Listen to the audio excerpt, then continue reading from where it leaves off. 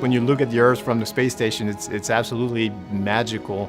It glows in blue, and it's the most beautiful scenery you could possibly imagine. When you take a step back and you see the Earth in its entirety, you understand that it's just an oasis in the cosmos. All around there's nothing, no life, there's blackness, emptiness. And there's this blue ball with everything we need to sustain human life and life in general, which is absolutely fragile, and it makes you want to cherish the Earth. I'm Thomas Pesquet. I'm an astronaut for the European Space Agency. I'm coming back from my second mission to space, all on board the International Space Station. It's a permanent laboratory that orbits the Earth.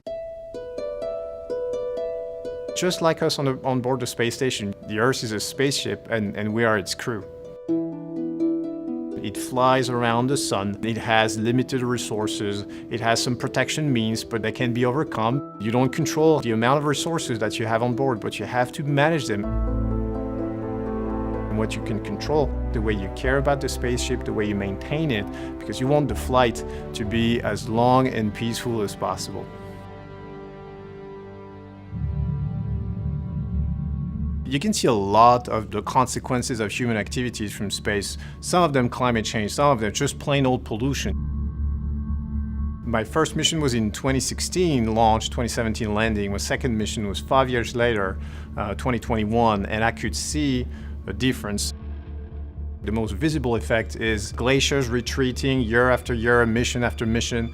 The ice caps melting in the poles. What you can see as well is all those extreme weather phenomena, they're getting more and more frequent. We've seen a couple of hurricanes, we've seen a ton of wildfires in California, in Canada, in the Mediterranean. From my first mission to the next, there was already a big increase. It was definitely my experience of being in space and seeing it with my own eyes that made me want to advocate against climate change. I'm an ambassador for the Food and Agricultural Organization of the United Nations. During my mission on the space station, we had a lot of research done on plants because space is a harsh environment for plants. By studying plants in the environment of space, then we can study how they can resist to a drought or water scarcity, and then we can feed all those results to research being made on Earth and to create some more resistant crops that will resist to climate change. We've also worked a lot on all our packaging. Just like on Earth, we're trying to limit the production, the use of plastic, the production of waste. And so we came up with edible packaging, which is just such a fantastic and simple concept.